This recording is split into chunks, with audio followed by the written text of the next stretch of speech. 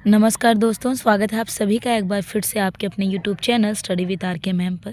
प्यारे दोस्तों, टारगेट 29 जनवरी के इस सीरीज़ में बीपीएससी टीआरई 1 के पीआरटी में जितने भी प्रश्न ज्योग्राफी से पूछे गए थे, सभी को एक जगह, वो भी बहुत कम समय में आपको आसान भाषा में समझाने की कोशिश करूँगी, क्योंकि परीक्षा से पहले पीवाईक्यूज़ लगाना बहुत बहुत ज़रूरी होता है। साथ ही साथ दोस्तों, इस पीवाईक्यूज़ के तहत आप जितने भी और प्रश्न बन सकते हैं उनको भी देखेंगे, उनका एक्सप्लेनेशन देखेंगे।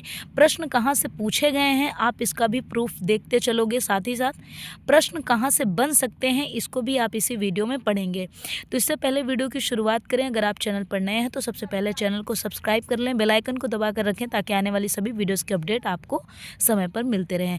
तो जल्दी से इस वीडियो को लाइक करिएगा, अपने सभी दोस्तों में शेयर ज़रूर करिएगा। आइए देखते हैं दोस्तों टीआरई 1 पीआरटी में पूछे गए प्रश्नों को, जो कि आपके ज्योग्राफी विषय से पूछे गए थे। तो हमारा पहला प्रश्न दोस्तों है, भूकंप के संबंध में निम्नलिखित में से कौन सा कथन सत्य है? पी तरंगे अनुप्रस्थ तरंगे होती हैं। धरातल पर उद्गम केंद्र के ऊपर के स्थान को अधिकेंद्र कहते हैं। जानवरों के व्यवहार का अध्ययन स्थानीय लोगों द्वारा अपनाई गई भूकंप की भविष्यवाणी के तरीकों में से एक है। उपर्युक्त में से एक से अधिक, उपर्युक्त में से कोई नहीं। तो हमारा सही जवाब हो जाएगा दोस्तों ऑप्शन नंबर डी, उपर्युक्त में से एक से अधिक। ये बिल्कुल गलत है, क्योंकि पी तरंगे अनुदैर्ध्य तरंगे होती हैं। धरातल पर उद्गम केंद्र के ऊपर के स्थान को जी हाँ अधिकेंद्र कहते हैं। और जानवरों के व्यवहार का अध्ययन स्थानीय लोगों द्वारा अपनाई गई भूकंप की भविष्यवाणी के तरीकों में से एक है। तो आंसर हमारा क्या हो जाएगा? Option D. आइए देखते हैं दोस्तों, यहाँ पर देखिए क्लास 7 के एनसीईआरटी का मैंने आपके लिए एक प्रॉपर पेज दिखाया है ताकि आपको पता चल जाए प्रश्न कहाँ से बनता है। देखिए यहाँ पर क्लियर मेंशन किया गया है। क्या आप जानते हैं कि भूकंपीय तरंगे 3 प्रकार की होती हैं? पी तरंगे अनुदैर्ध्य तरंगे होती हैं, जबकि एस तरंगे अनुप्रस्थ तरंगे होती हैं। तो पी तरंगे याद रखिएगा अनुदैर्ध्य तरंगे होती हैं। वह स्थान जहाँ भूकंप उत्पन्न होता है उसे उद्गम केंद्र कहते हैं, और जहाँ पर पता चलता है उसे क्या कहते हैं? अधिकेंद्र कहते हैं। तो बहुत इंपॉर्टेंट है भूकंप दोस्तों। टीआरई 1, 2, 3 तीनों में एक प्रश्न भूकंप से पूछा गया है। तो आई होप आपको सब कुछ क्लियर समझ में आ रहा है। इसी प्रकार पढ़ते रहिए, रिवीजन करते रहिए। आइए देखिए अगला प्रश्न।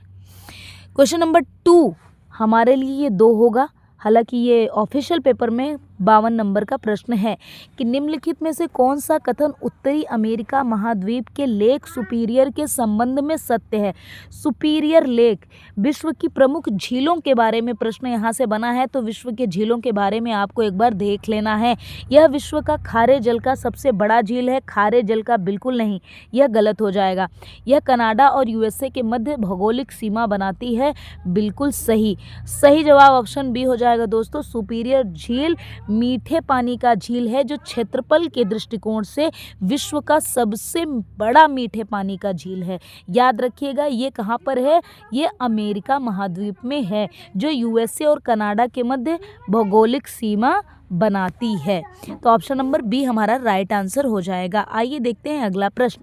क्वेश्चन नंबर 3 है दोस्तों, आकार और माप में समानता के कारण किस ग्रह को पृथ्वी का जुड़वा ग्रह माना जाता है? इससे पहले मैंने जो ज्योग्राफी का मॉक टेस्ट लगवाया है वहां पर मैंने क्लियरली प्रश्न भी दिया है आपको, और यहाँ पर एक बार फिर से आप देखिए टीआरई 1 पीआरटी में यह प्रश्न पूछा जा चुका है। तो एक एक वीडियो जो आपके लिए बनाया जा रहा है वो बहुत ही मेहनत से बनाया जा रहा है, और सारी वीडियोज आपके परीक्षा के दृष्टिकोण से बने हैं दोस्तों, तो बहुत महत्वपूर्ण है। अगर अभी तक आपने उन सारी वीडियोज को नहीं देखा है तो सभी मॉक टेस्ट को लगा लीजिए, ताकि परीक्षा से पहले आपके सारे सिलेबस का रिवीजन हो जाए। तो हमारा राइट आंसर यहाँ पर हो जाएगा ऑप्शन सी, शुक्र। शुक्र को पृथ्वी का जुड़वा ग्रह माना जाता है।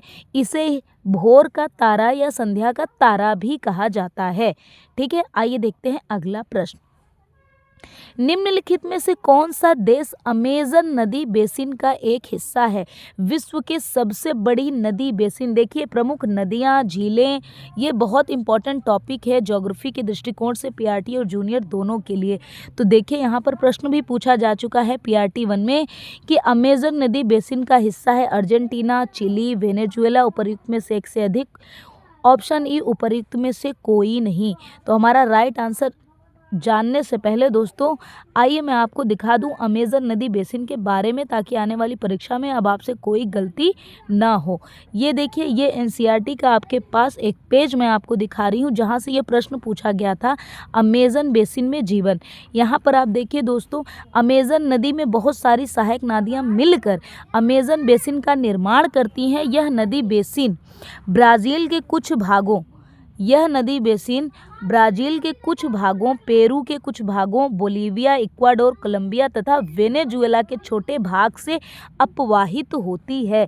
तो हमारा राइट आंसर आपको पता चल गया होगा, ऑप्शन नंबर सी होगा। ये चिली और अर्जेंटीना में बिल्कुल नहीं, बल्कि कहाँ से गुजरती है? वेनेजुएला से गुजरती है। तो उम्मीद है आपको समझ में आ रहा होगा कि आपके स्पेशल पीआरटी में भी प्रश्न इसी प्रकार से बनेंगे। आइए देखते हैं अगला प्रश्न। निम्नलिखित में से कौन सा विकल्प पृथ्वी की सतह से शुरू होकर वायुमंडल की परतों का सही क्रम है? वायुमंडल की परतों का सही क्रम है ए क्षोभमंडल, सप्तापमंडल, मध्यमंडल, तापमंडल, बहिर्मंडल। पूछा जा रहा है दोस्तों वायुमंडल का सही क्रम, तो आंसर हमारा ए बिल्कुल राइट आंसर हो जाएगा।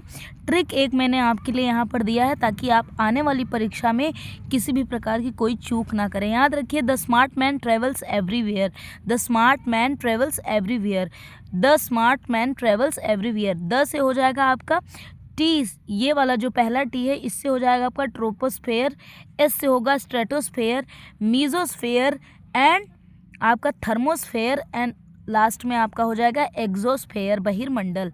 बहिर्मंडल यानी ट्रोपोस्फेयर क्षोभमंडल, स्ट्रेटोस्फेयर समतापमंडल, मीजोस्फेयर मध्यमंडल, थर्मोस्फेयर तापमंडल, एक्सोस्फेयर बहिर्मंडल। तो यही आपका सही क्रम हो जाएगा। अंग्रेजी में भी पूछा जाता है, तो इसको आप अच्छे से एक बार पढ़ लीजिएगा, ट्रिक याद कर लीजिएगा, और इसकी जो प्रमुख विशेषताएं हैं उनको भी एक बार ज़रूर से रिवीजन कर लीजिएगा। आइए देखते हैं अगला प्रश्न।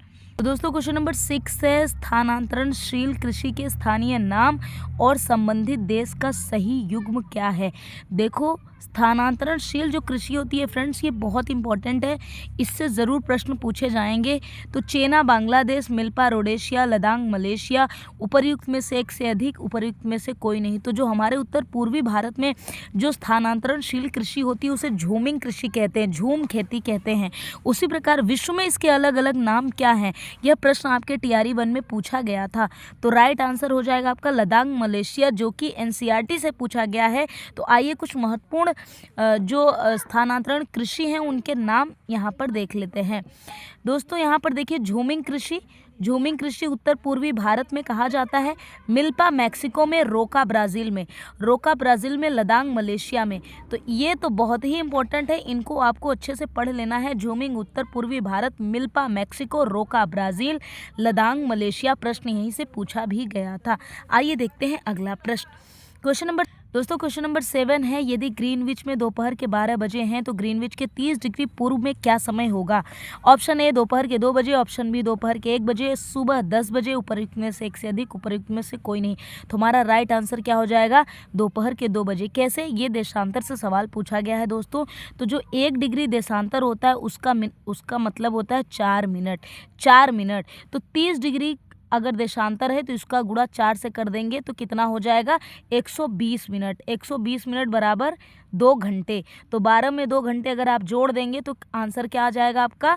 दोपहर के 2 बजे होंगे, दोपहर के 2 बजे होंगे। और आपको पता है जीएमटी से 5.5 घंटे आगे हमारे देश का मानक समय रेखा है। हमारे देश का मानक समय 5.5 घंटे जीएमटी से आगे है, जीएमटी से आगे है। अगर ग्रीनविच यानी लंदन में 12 बज रहे होंगे तो इंडिया में शाम के 5:30 बज रहे होंगे, शाम के 5:30 बज रहे होंगे। आइए देखते हैं अगला प्रश्न। तो दोस्तों क्वेश्चन नंबर 8 देखिए, महासागरीय पर्पटी के मुख्य खनिज घटक क्या हैं? सिलिका और एल्यूमिनिया, सिलिका और निकल, सिलिका और मैग्नीशियम। उपर्युक्त में से एक से अधिक, उपर्युक्त में से कोई नहीं। तो जो मैंने मॉक टेस्ट कराया था वहाँ पर चट्टानों के बारे में आपको बताया था, वहीं से ये भी प्रश्न बनता है दोस्तों। तो जो महासागरीय पर्पटी है वह किससे बना हुआ है? प्रश्न पूछने का मतलब यह है, तो याद रखिएगा वो सीमा से मिलकर बना है, सिलिका और मैग्नीशियम से। जी हाँ, सिलिका और मैग्नीशियम से हमारा राइट आंसर हो जाएगा। क्वेश्चन नंबर 9, क्वेश्चन नंबर 9 दोस्तों देखिए, निम्नलिखित में कौन सा मल्चिंग शब्द की व्याख्या करता है। यह भी कृषि एग्रीकल्चर से रिलेटेड प्रश्न है दोस्तों, और आपको पता है बिहार कृषि प्रधान राज्य है, तो यहाँ कृषि से रिलेटेड आपके जो प्रश्न होंगे परीक्षा में देखने को ज़रूर से ज़रूर मिलेंगे। तो देखिए कि फसलों के बीच खाली ज़मीन को पुआल जैसे जैविक पदार्थ की परत से ढकना, बिल्कुल सही। कंटूर को पत्थरों, घास आदि से ढकना, खड़ी ढालों पर बनी वेदिकाओं में फसल लगाना, उपर्युक्त में से एक से अधिक, तो हमारा राइट आंसर ऑप्शन ए हो जाएगा। आइए देखते हैं अगला प्रश्न। तो दोस्तों आज के इस वीडियो का आखिरी प्रश्न क्वेश्चन नंबर 10, भारत के खनिज तेल उत्पादक क्षेत्र और इसकी अवस्थितियों का सही युग्म है। सुरमा घाटी असम, लुनेट क्षेत्र गुजरात, केजी बेसिन बंगाल की खाड़ी, उपर्युक्त में से एक से अधिक, उपर्युक्त में से कोई नहीं। तो बेसिकली प्रश्न पूछा गया है खनिज तेल उत्पादक क्षेत्र, चाहे वो ऑनशोर हो चाहे ऑफशोर, यानी अपतटीय या तटीय क्षेत्र, तो इनकी जो अवस्थितियाँ हैं उसके सही युग्म को पहचानना है। तो आपका राइट आंसर हो जाएगा उपर्युक्त में से एक से अधिक, जो लुनेट क्षेत्र है। जी हाँ, बिल्कुल गुजरात में है, सुरमा घाटी असम में भी है, वहीं कृष्णा गोदावरी बेसिन आपके बंगाल की खाड़ी में है।